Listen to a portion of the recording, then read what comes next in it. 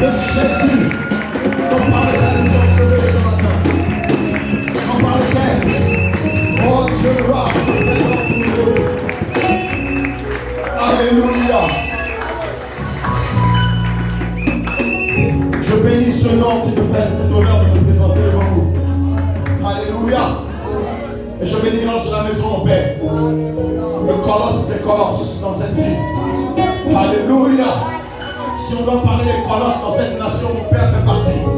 Alléluia. Quelqu'un n'a pas dit Amen. Parce que toi aussi tu es un colosse. Parce que l'enfant d'un colosse est un colosse. Alléluia. Et ma voix peut déclarer ce matin que le Père de la maison est un colosse. Oh, quelqu'un n'a pas dit Amen. La foi, bien-aimé. La foi. Même la gorge déjà attachée, la main doit sortir. Alléluia. Ton Amen doit traverser et arriver jusqu'à l'autel. Tu dois lâcher l'autel. Lâche ton Amen. Et Amen, c'est au ciel. Et au ciel. Il est dans le Père Jésus. Il doit faire ton Amen. Et il va écrire ça dans les annales.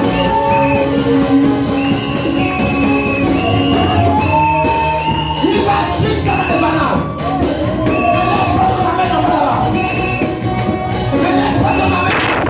Ton Amen doit traverser jusqu'à l'autel. Jusqu'à l'autel. Alléluia. Alléluia. Même ce matin, je ne suis pas venu te déclarer des paroles persuasives, mais je suis venu te déclarer la parole puissante. La parole puissante. Les gens sont fatigués parce qu'ils ne voient plus la parole puissante, mais ils voient maintenant des paroles persuasives sortir de la bouche des gens. Alléluia. Voilà pourquoi ton Amen ne doit pas s'arrêter là-bas. Ton Amen doit traverser jusqu'à l'autel. Parce qu'à l'autel, il y a des anges qui prennent ces Amen et amènent jusqu'au ciel. Et au ciel, il y a quelqu'un qui est assis sur le trône. Quelqu'un qu'on appelle Jésus.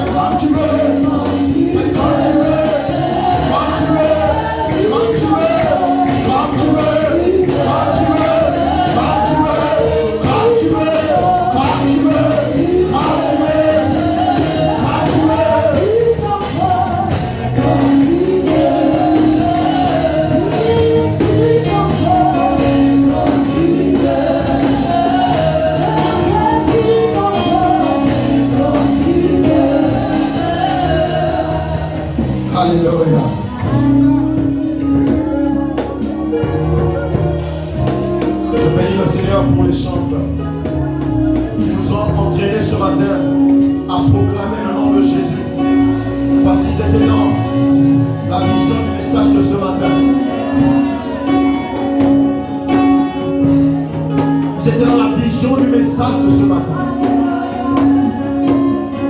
Et ce matin, je veux te parler de la puissance de Jésus crucifié. La puissance du nom de Jésus crucifié.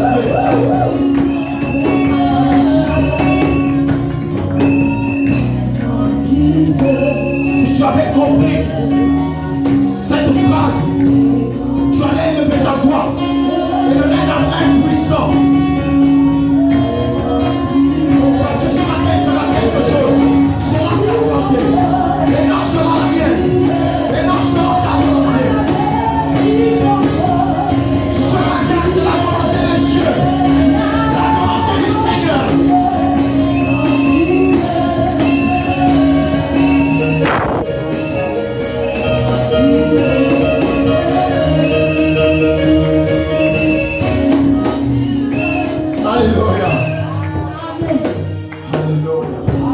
Est-ce qu'on peut encore ovationner ce nom, ce merveilleux nom, ce nom puissant, le nom de Jésus.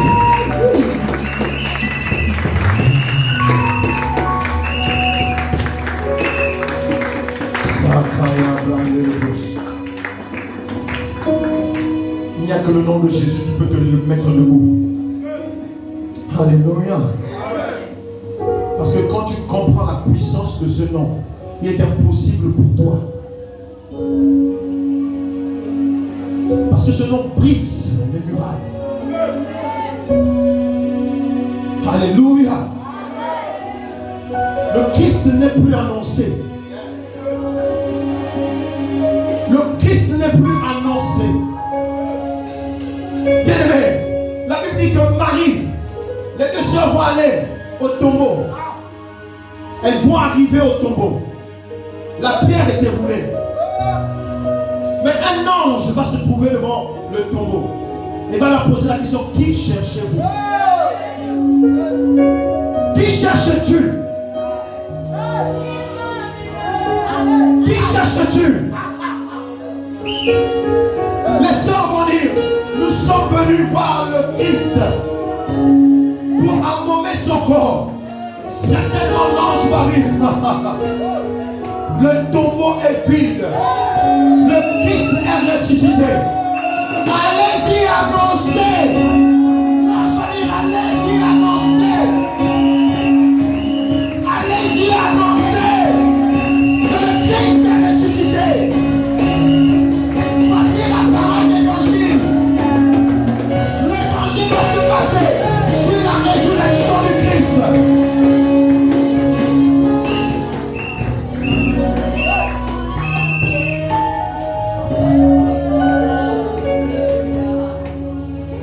Cherches-tu? Es-tu encore devant le tombeau qui est vide? Le tombeau est vide, il n'est plus là-bas. Allons-y à la Mecque. Allons-y à la Mecque, je vous amène. Il y a un tombeau où il y a un cadavre dedans. Allons-y en Chine. Dans le monastère, il y a un tombeau où il y a quelqu'un dedans. Allez-y partout où vous voulez. Mais allons-y à Jérusalem. Allons-y à Jérusalem. Il n'y a plus personne là-bas. Il n'y a plus personne là-bas. Il est ressuscité. Le Christ est ressuscité. Et il y a une puissance sur ce nom. Alléluia.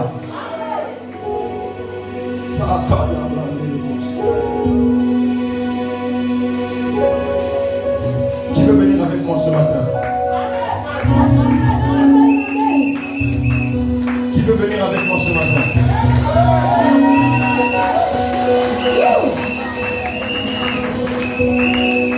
Est-ce qu'il y a un esprit que Dieu a ressuscité d'entre les morts? La Bible dit que nous étions morts, mais parce que nous avons revêtu le Christ, alors nous vivons de nouveau. Est-ce que quelqu'un est ressuscité ce matin? Je vais parler à un esprit ressuscité. Il y a une puissance dans le nom.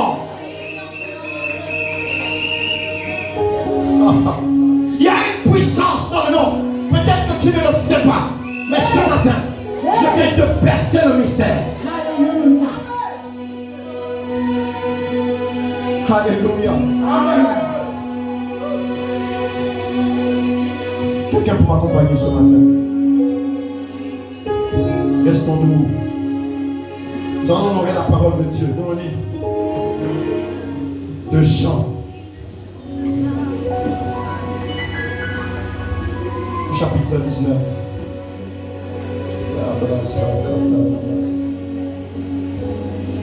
Je veux t'amener dans les profondeurs de l'Éternel des armées. Ensuite, le Seigneur fera comme il voudra.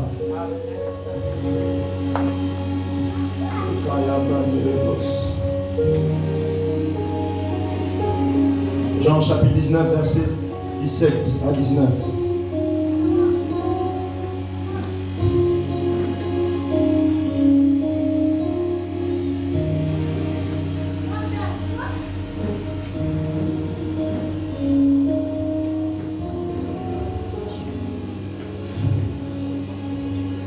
Personne pour m'accompagner, je vais lire la parole de Dieu. Au verset 17, la Bible déclare: Jésus portant sa croix arriva au lieu du crâne qui se nomme en hébreu Golgotha. C'est là qu'il fut crucifié et deux autres avec lui, un de chaque côté et Jésus au milieu. Pilate fit une inscription qu'il plaça sur la croix et qui était ainsi conçue: Jésus de Nazareth, roi des Juifs. Alléluia. Amen. Est-ce que tu peux t'asseoir dans son admirable présence? Je bénis le Seigneur parce qu'il a préparé vos cœurs à recevoir la parole de ce matin. Amen. Alléluia. Amen.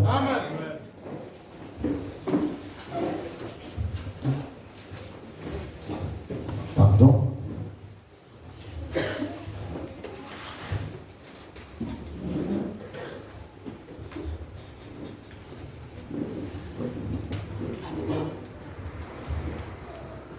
La Bible dit, Jésus portant sa croix, dans Jean chapitre 19 au verset 17, arrivant au lieu du crâne qui se nomme en hébreu Golgotha. C'est là qu'il fut crucifié et deux autres avec lui, un de chaque côté et Jésus au milieu. Pilate fit une inscription qu'il plaça sur la croix et qui était conçue: Jésus de Nazareth, roi des Juifs. Est-ce que tu peux répéter: Jésus, roi des Juifs? Jésus, roi des Juifs. Dis: Jésus, roi des Juifs. Jésus, roi des Juifs. Bien, mais comme je te disais ce matin, je voudrais te parler du nom de Christ crucifié. Alléluia. Amen. Je vais d'abord faire une introduction sur le nom. Bien, mais le nom, chacun de nous a un nom. Et le nom est une identité. Alléluia. Amen. Le nom, c'est ce qui nous identifie. Parce que c'est à travers le nom qu'on peut nous reconnaître. Donc quelqu'un qui n'a pas un nom n'existe pas. Amen. Quelqu'un qui n'a pas un nom n'existe pas. Voilà pourquoi le commun des mortels a instauré les actes de naissance. Amen. C'est pour que les noms soient mentionnés à la naissance de toute personne. Amen. Alléluia. Amen. Mais le nom aussi est l'histoire d'une personne. Amen. Parce que c'est à travers le nom qu'on peut retracer l'histoire. Yes. Alléluia. Amen. Et la Bible dit dans Matthieu, on parle de la généalogie, que tel engendra tel. Mais c'est parti du nom d'Abraham pour aboutir à un nom. Alléluia. Amen. Donc à travers le nom, on peut retracer l'histoire d'une personne. Amen. Parce que le nom, c'est la référence même. Amen. L'identité. Alléluia. Amen. Donc, voilà pourquoi, lorsqu'on doit nommer même quelqu'un, on ne doit pas le nommer dans le désordre. Parce que le nom aussi, c'est le sang. Amen. Alléluia. Amen. À l'époque, les calendriers que vous voyez qu'on a dans nos maisons là, à l'époque, ils donnaient ces noms à travers les caractères des gens. Lorsqu'ils voyaient le caractère de quelqu'un, ils disaient: non, lui là, ça c'est un David. Lui là, ça c'est un Jean. Alléluia. Amen. Mais ils ne l'ont pas pris par hasard. Parce que dans le jardin, Dieu avait donné l'ordre à Adam de nommer les choses, les animaux. Et Adam nommait les animaux par rapport à leur caractère. Quand il voyait un animal grimacer, il dit ça c'est le singe, ça c'est le chimpanzé. Lui on va l'appeler le chimpanzé. Quand il voyait un animal rugir, il dit non, ça c'est un lion. On va l'appeler lion. Donc on voit que le nom est le caractère de quelqu'un. Si tout de suite vous prenez même un prénom, vous allez sur internet, vous tapez. Vous allez voir, on va dire le prénom là c'est comme ci, c'est comme ça, c'est comme ça. Il fait ci, il fait ça. Alléluia. Parce que c'est le caractère. Ce matin, je voudrais vous faire comprendre l'importance et la puissance du nom.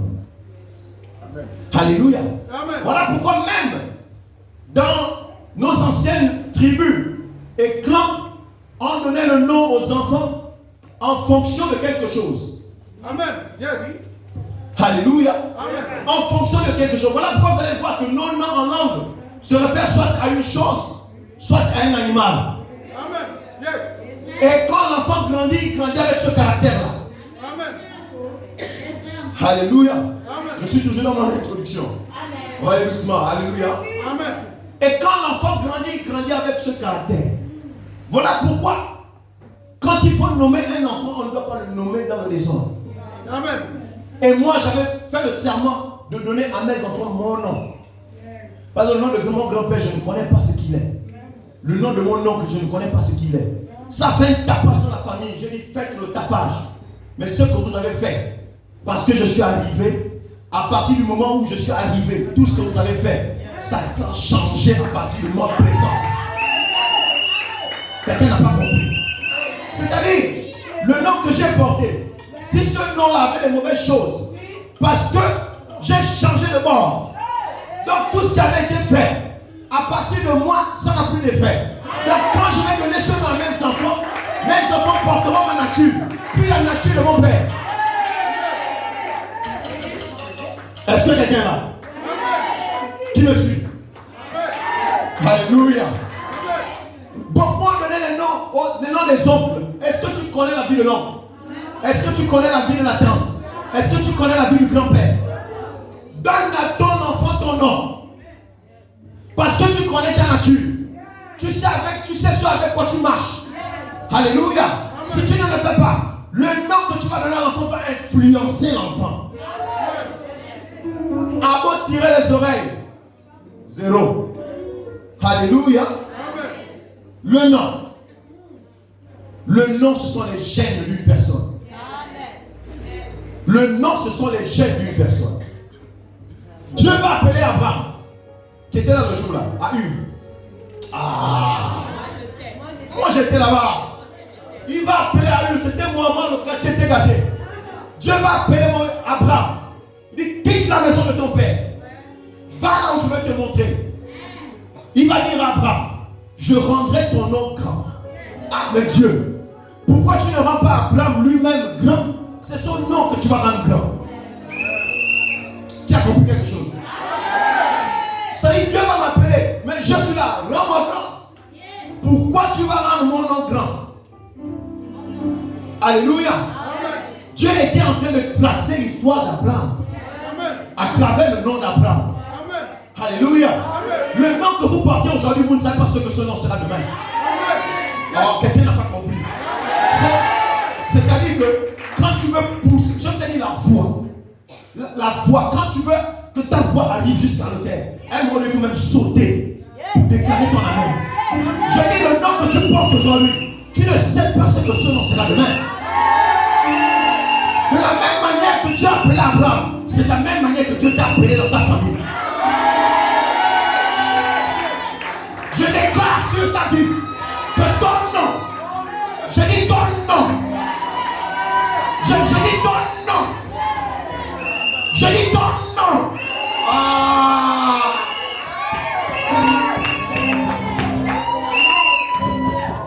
Le nom que tu portes, c'est un nom que Dieu rendra grand demain.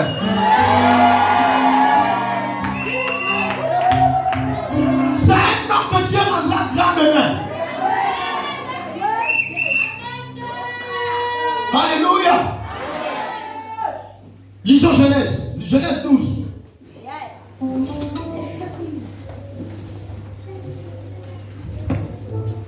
Au verset 2. L'Éternel dit à Abraham, va-t'en de ton pays, de ta patrie et de la maison de ton père, dans le pays que je te montrerai. Je ferai de toi une grande nation. Il dit à Abraham, je ferai de toi une grande nation. Alléluia. Il dit, je te bénirai, je rendrai ton nom grand, et tu seras une source de bénédiction. Quelqu'un n'a pas dit amen. Il dit, tu seras une source de bénédiction.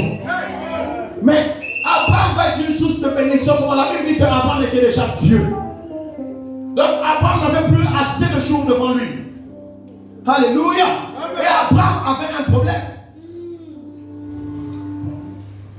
Bien aimé, ce matin je vous dis que derrière un problème, Dieu a créé une solution.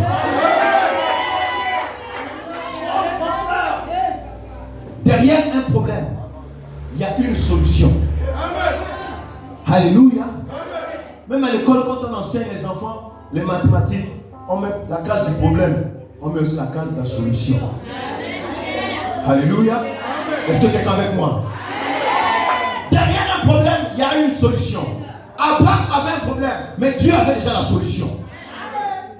Il dit à Abraham, de toi naîtra une nation. Parce que quand il dit à Abraham, je ferai de toi une grande nation, il était en train de dire à Abraham que de toi naîtra une nation.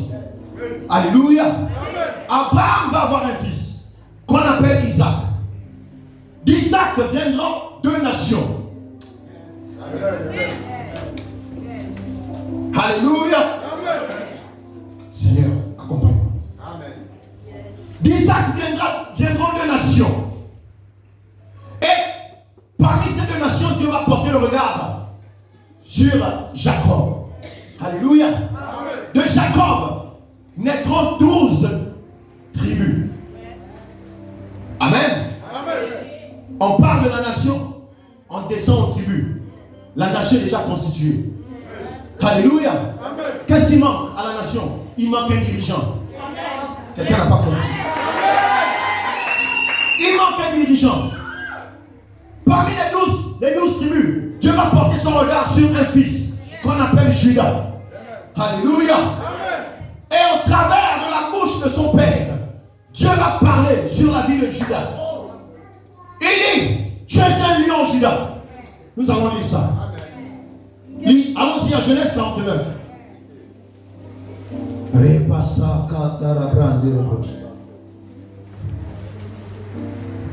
Genèse 49 au verset 8. Voici Dieu qui parle au travers de Jacob, qui va bénir son fils Judas. Il va dire, Judas, tu recevras les hommages de tes frères. Il dit, tes frères vont te célébrer. Ce sont tes frères qui seront derrière toi pour te mettre sur le diplôme. Alléluia. Bien, mais si Dieu t'appelle, c'est parce que parmi ta descendance, il y a un qu'on mettra sur le diplôme. Tu n'as pas compris. Il dit, ta main sera sur la nuque de tes adversaires. Aïe, la nuque c'est la vie. Judas aura la vie de ses adversaires entre ses mains. Il pourra faire ce qu'il veut de la vie de ses ennemis. Alléluia. Est-ce qu'il y a un ennemi qui te poursuit? Est-ce qu'il y a un ennemi qui te poursuit? Ta main est sur sa nuque, je le déclare ce matin.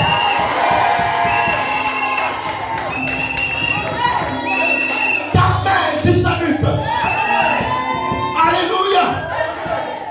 Et les fils de ton père se prosterneront devant toi. Donc les 11 autres vont se prosterner devant toi. Alléluia. Mais de quelle prosternation il s'agit-il? Parce qu'il y avait déjà un qui avait fait un rêve que mes frères vont se prosterner devant moi.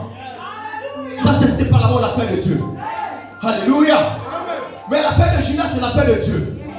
Il dit, tes frères vont se prosterner devant toi. Donc les descendants des 11 vont se prosterner devant toi. Judas a fait son petit banditisme avec Tamar, sa femme. Alléluia. Et de Tamar, il y aura une descendance. Il y aura une descendance. Et cette descendance va arriver jusqu'à un certain Isaïe. Alléluia. Qui me suit? Est-ce que quelqu'un est là? Cette descendance, par le biais de Tamar, va arriver jusqu'à un certain Isaïe, père de David. Alléluia. Le dirigeant était en préparation. Le dirigeant de la nation était en préparation. Dieu avait déjà établi la nation. Dieu avait établi les 12 tribus. Il manquait le chef pour diriger les 12 tribus. Et dans la maison d'Isaïe, Dieu va envoyer son serviteur. Dieu va envoyer son serviteur pour établir le dirigeant de la nation d'Israël. Alléluia. Bien aimé, regardez là où est parti le nom. Regardez là où est parti le nom. Dieu était en train d'accomplir la grandeur du nom d'Abraham. Quelqu'un n'a pas compris. La Bible dit que d'Abraham à David, c'est 14 générations, 1400 ans. Amen. 1400 ans. Depuis la déclaration de Dieu jusqu'à l'accomplissement. Alléluia. Allons-y.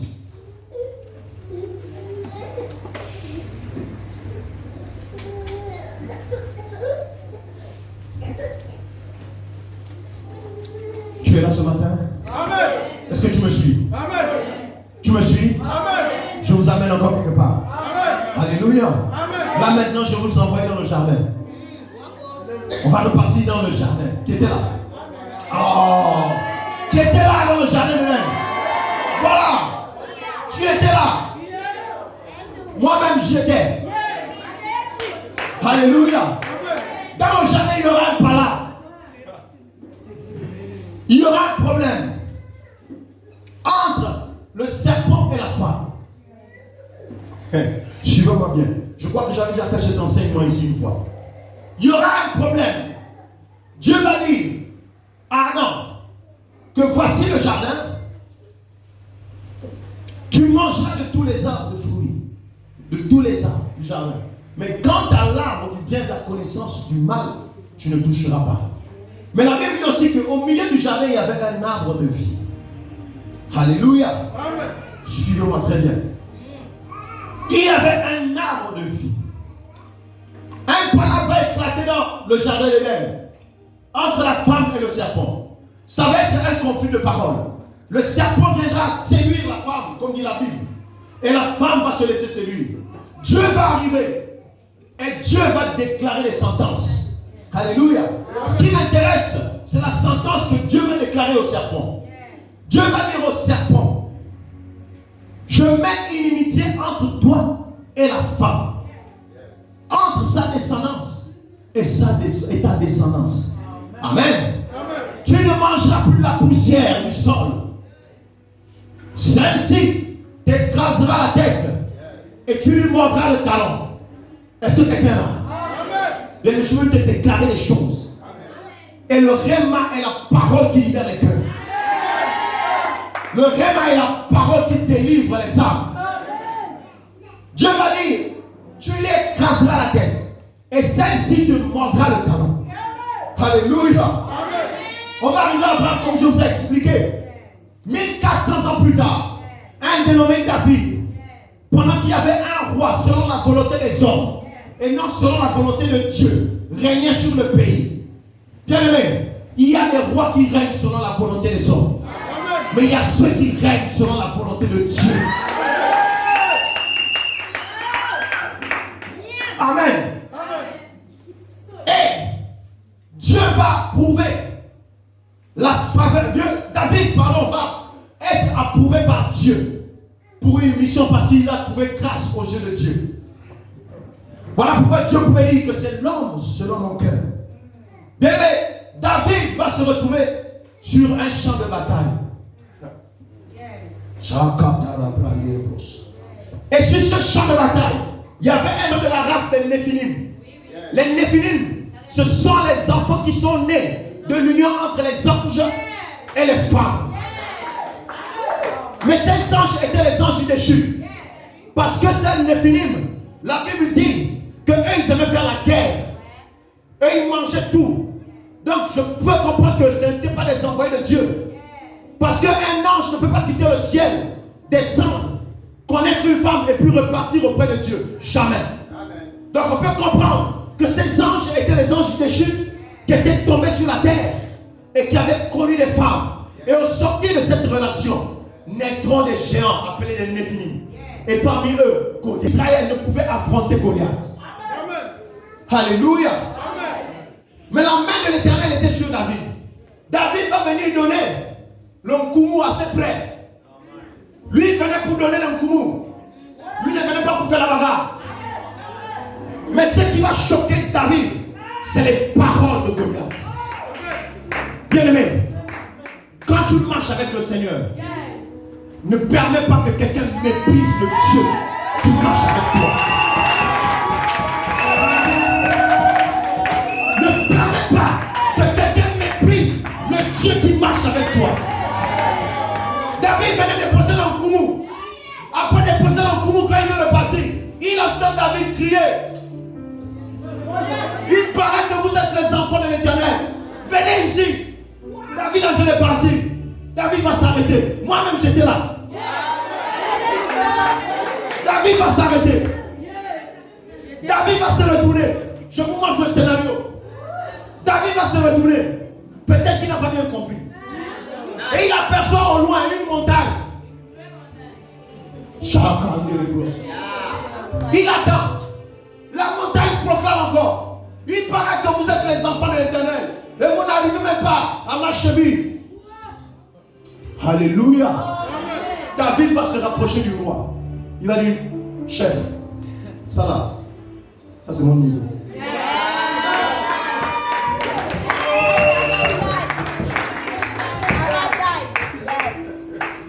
David va dire au roi, il dit, ça c'est mon niveau.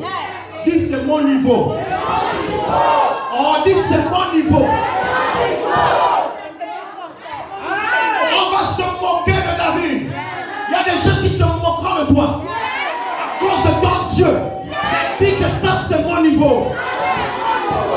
Dis ça c'est mon niveau. Le roi est sur le cheval, il regarde le petit. Et il dit bon, prends la main. Quand David va soulever, David va se souvenir que celui qui est devant lui n'est pas un être humain normal. Alléluia. Parce qu'il est né des anges et des hommes. Donc il a une nature divine aussi en lui. Par conséquent, s'il a une nature divine, l'arme des hommes ne peut pas le tuer. David va prendre, va dire, chef, c'est bon. Je connais faire l'affaire. Qui peut le tuer? David va ramasser les cailloux. Parce que les cailloux, il n'y a pas un homme qui a créé les cailloux. Les cailloux, c'est Dieu qui a créé les cailloux.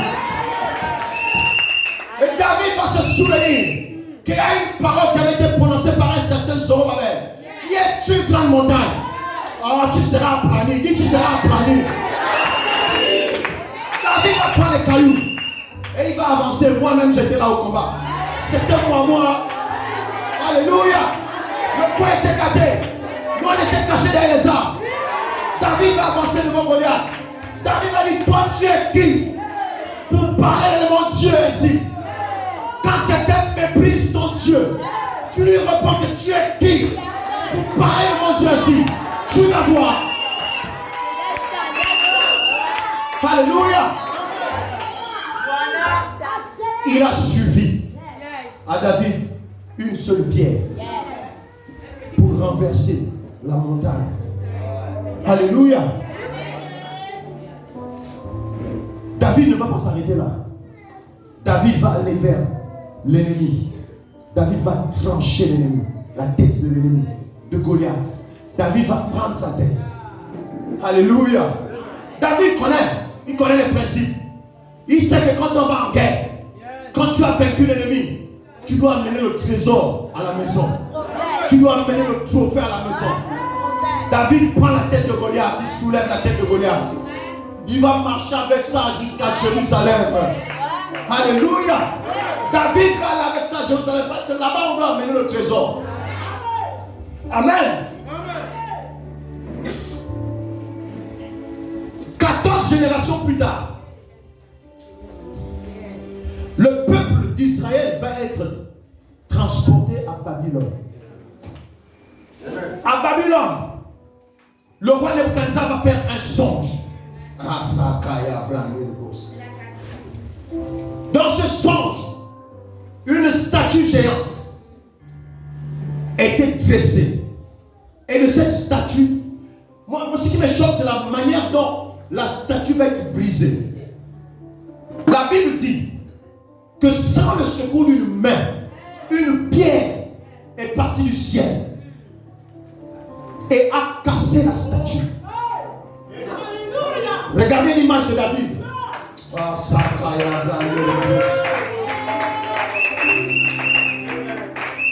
Après le combat de David, Dieu remet l'image aux enfants d'Israël sur la victoire de David en passant par le roi Nebuchadnezzar. Que vous êtes victorieux, ne le savez-vous pas? Mais quand vous êtes sourds, je suis obligé de passer par les païens pour vous parler. Et on va appeler Daniel pour interpréter le songe. Alléluia. Daniel va interpréter le songe comme il a pu, selon la gloire et la volonté de Dieu. Mais en réalité, Dieu était en train de rappeler à son peuple que la montagne a été déjà vaincue depuis par mon serviteur David. Alléluia. Bien, mais je reviens à David. La Bible dit que David est en train d'aller à Jérusalem avec le trophée. Et arrivé à Jérusalem, David, tellement qu'il est spirituel, il sait qu'on n'enterre pas les païens dans la ville. Les païens, on les enterre hors de la ville. David va aller sur une montagne. C'est plein hier de beau. Il va aller sur une montagne. En arrivant sur la montagne, David va enterrer la tête de Goliath sur une montagne. Alléluia. Alléluia. David va enterrer la tête de Goliath. Et à l'endroit où David va enterrer la tête, on va appeler cet endroit Golaghat. C'est-à-dire Goliath de Gath. Qu'on appellera plus tard, 14 générations plus tard, le lieu du crâne.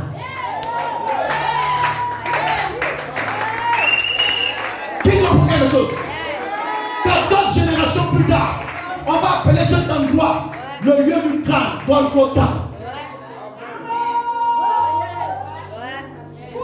Alléluia. David venait de remporter un combat physique qui avait été annoncé par Dieu dans la Genèse. Alléluia. Tu lui trancheras la tête, tu l'écraseras la tête, celle-ci te mordra le talon. David venait de remporter un combat physique, mais il manque un autre combat, le combat spirituel maintenant. Alléluia. Le combat spirituel.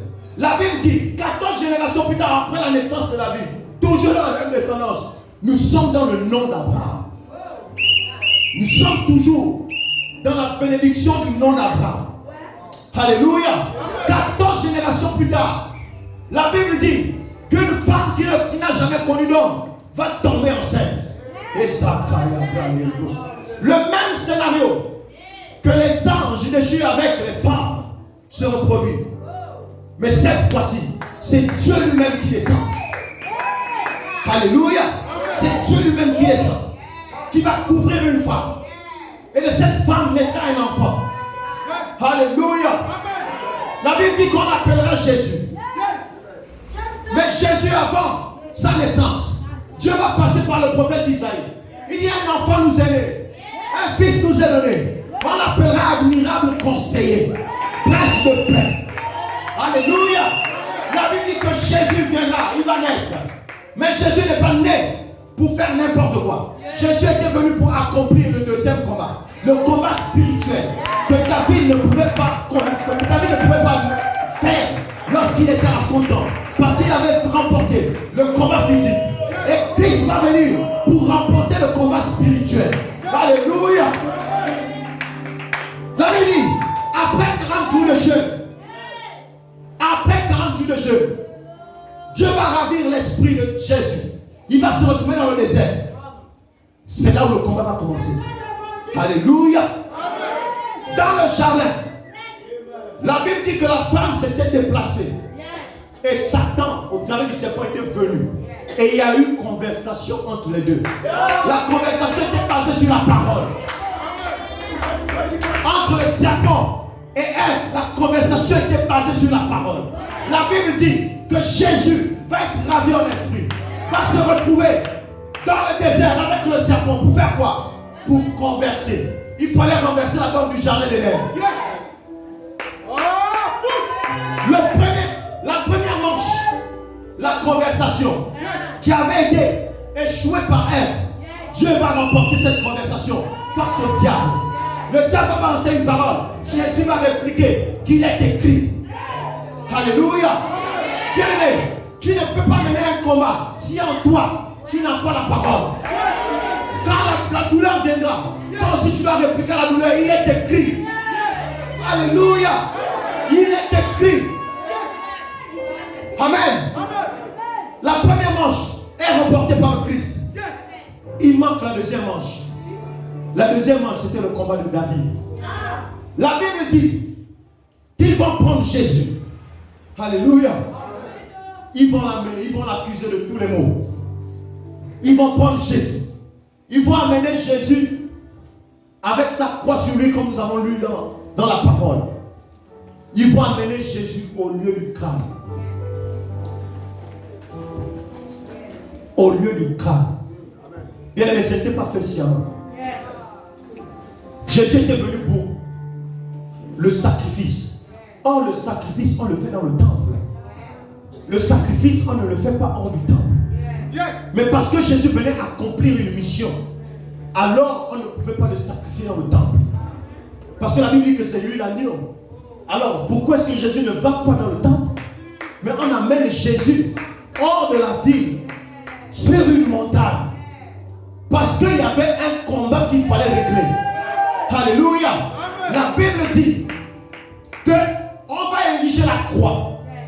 Mais là où la croix était plantée, en bas se trouvait le crâne de Goliath.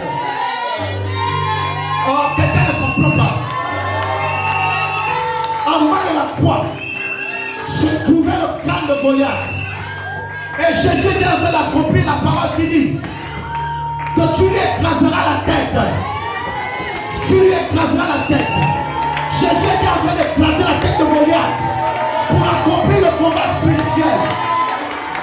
Il était en train d'écraser la tête de Goliath. Il était en train d'écraser la tête de Goliath.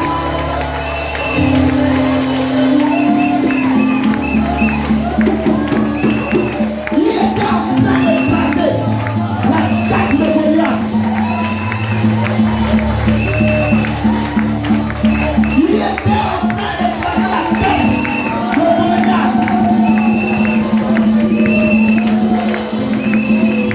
C'est pas fini. Mais Dieu a dit, mais Jésus était en train d'écraser la tête. Bien-aimé, bien-aimé, si le serpent te mord, tu peux guérir de sa morsure. Mais si on te casse la tête, c'est fini. Tu ne peux plus vivre. Jésus venait d'accomplir le combat spirituel. Et la Bible ne s'arrête pas là. Dans ce même passage, quand vous allez lire en bas, la Bible dit que c'était à la 3e heure, le témoignage complet. Et Dieu va dire, tout est accompli. Qu'est-ce qui était accompli? Le combat dans le jardin était accompli. Le combat dans le jardin venait d'être accompli. Et la Bible dit que le voile du temple va se déchirer. Mais dis-moi, comment se fait-il que le voile du temple va se déchirer de haut vers le bas et non du bas vers le haut? C'est pour faire comprendre que ce n'était pas un homme qui avait déchiré le voile. Parce que si c'était un homme, il devait commencer en bas et puis monter. Mais Dieu lui-même a pris l'initiative de déchirer le voile. Quand il a déchiré le voile, c'est du haut vers le bas. Pour faire quoi? Pour faire entrer le sacrifice de Jésus dans le temple. Parce qu'il fallait que le sang de Jésus coule sous l'arche de l'alliance. Il fallait que le sang de Jésus coule sous l'arche de l'alliance. Il fallait que le sang de Jésus coule sur l'arche de l'alliance.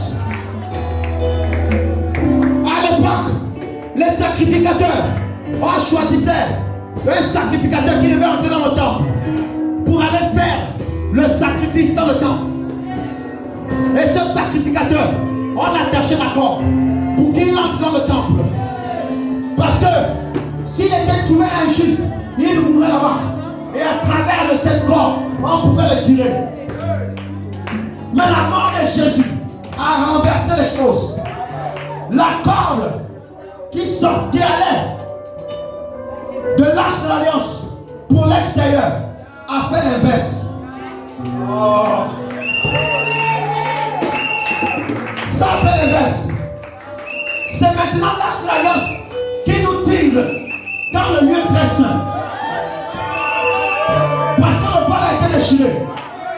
C'est maintenant la corde avec laquelle on tirait les sacrificateurs s'ils mouraient. Mais cette corde a été renversée par Dieu. Elle nous attache pour nous attirer dans l'arche. Pour nous attirer vers l'arche. Pour nous attirer vers l'arche. Pour nous attirer vers l'arche. Bien-aimé, tu n'as pas besoin de quelqu'un pour entrer dans l'arche. Tu n'as pas besoin d'une prière pour entrer dans l'arche. Dieu a juste besoin de la dispensation de ton cœur. Il a juste besoin de la disponibilité de ton cœur. Parce qu'il y a déjà une corde qui te tire dans l'arche. Oh, c'est blanc,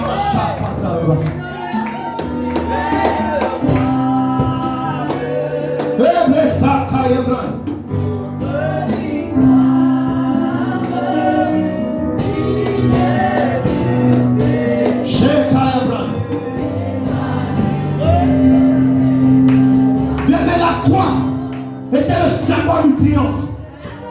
La croix était le symbole de la victoire. La croix était le symbole de la guérison. La croix était le symbole de la puissance. Voilà pourquoi il fallait que le Christ passe par là.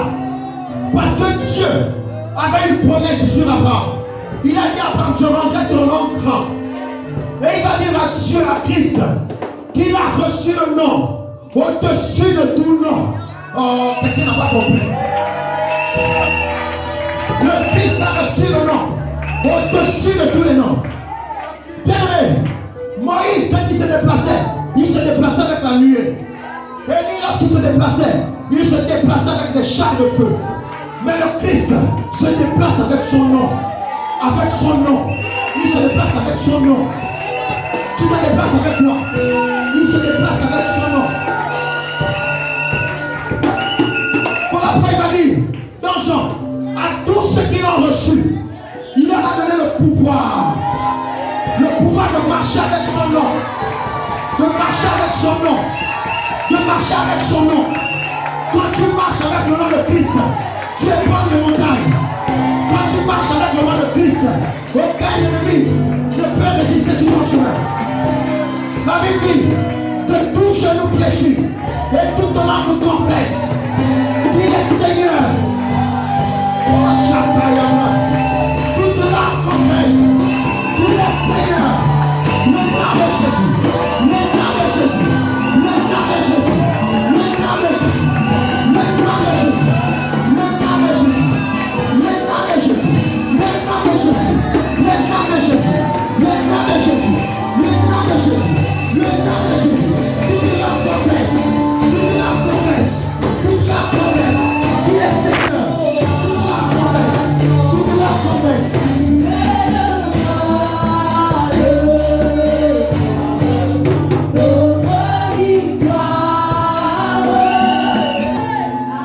Tu cherches la domination. La domination repose sur ses épaules. La domination repose sur ses épaules. La Bible dit de sang. Elle avait compris ça. Elle a dit, si je touche seulement le pont, parce que sur le pont là, il transporte son nom. Je transporte son nom. Je veux t'inviter ce matin à transporter le nom de Christ. Partout là où tu vas. Alléluia. Parce que c'est ça la grandeur. Tu cherches la grandeur. Approprie-toi du nom de Christ. Et Paul va dire, ce n'est plus moi qui vis, mais c'est Christ qui vit en moi. C'est Christ qui vit en moi. Il s'est approprié le nom de Christ. Il a porté le nom de Christ. Il a porté le nom de